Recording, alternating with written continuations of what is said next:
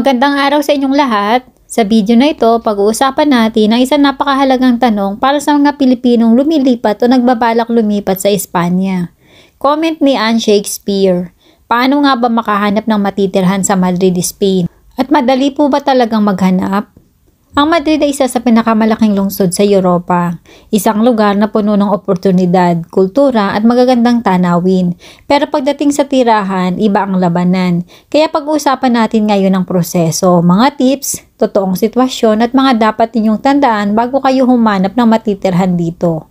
Realidad ng paghahanap ng tirahan sa Madrid. Unahin na natin ang katotohanan. Hindi madaling maghanap ng matitirhan sa Madrid.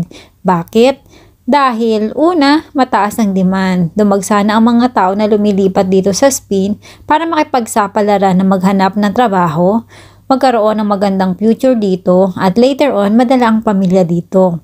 Pangalawa, di biro ang presyo. Dahil capital city ang Madrid, mas mataas ang renta kumpara sa ibang probinsya.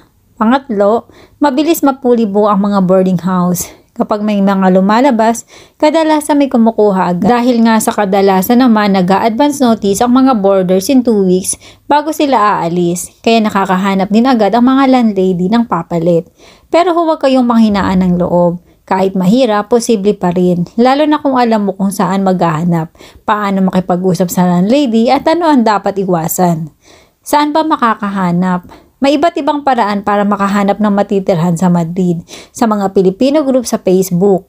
Maraming group dito sa Madrid, Spain kung saan nagpo-post sa mga landlady na may mga bakanting room or bed space sa kanilang mga piso or bahay.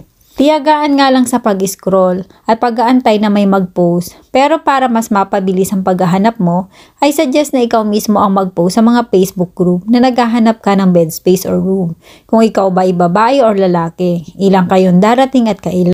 Para kapag nabasa ng mga landlady at may available sa kanila sa date na darating ka or kayo, ay mag-direct PM na sila sa iyo. Kaya better, huwag na lang gumamit ng anonymous. Ito ang ilan sa mga Facebook group dito sa Madrid, Spain na makakatulong sa inyo sa paghahanap ng matitirhan at later on sa paghahanap din ng trabaho. Mga kababayan sa buong Madrid, Filipinos in Madrid, Spain, Pinoy Madrileños at marami pang iba. Mga dapat mong tandaan para makaiwas ka sa problema. Huwag magpapadala ng pera kahit sasabihin sa iyo na kailangan ng deposit para hindi na nila ibigay sa iba. Kasi hindi mo 100% kilala yung tao. Mahirap magtiwala. Maraming scammer o mapagsamantala sa panahon ngayon. Magbabayad ka lang ng upa sa boarding house kapag dumating ka na sa mismong titirhan mo at personal mo itong ibibigay. Alam mo mabuti kung nag-iimpadron ba sila. Wala ba sila nakaprocess for petition? Dahil kung may kukunin silang pamilya nila sa Pilipinas, hindi pa sila pwedeng mag-impadron sa bahay nila kasi makaka-apekto yon sa petition nila.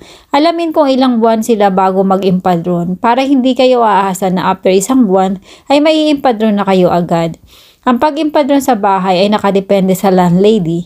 May ilang landlady ang nag-iimpadron agad at may ilan naman na after 3 months pa. Kaya dapat kausapin mabuti ang landlady. Importante kasing impadron kasi isa iyon sa requirement sa pag-process mo ng papers mo after 2 years of continuous stay mo dito.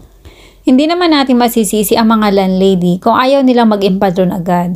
Kasi may ilan tayong mga kababayan na after mag-impadron ay aalis at lilipat kuno sa kaibigan or kakilala. Kung ano-ano ang dahilan. Kawawa din naman ang mga landlady kasi hindi madaling kumuha ng sita or schedule para lang ma-impadron kayo. Then ganun ang gagawin. Alamin din magkano ang kailangan mong ibigay pagdating mo sa bahay nila. Kasi mostly ngayon sa mga boarding house ay may deposit at advance payment. Kaya doble ang bayad na kailangan mong ibigay.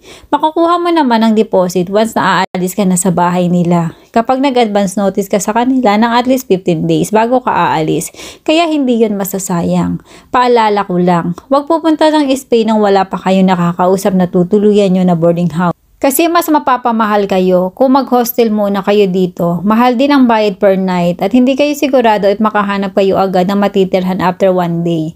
Kaya para makatipid at iwas stress, maghanap muna ng boarding house bago pumunta ng Spain.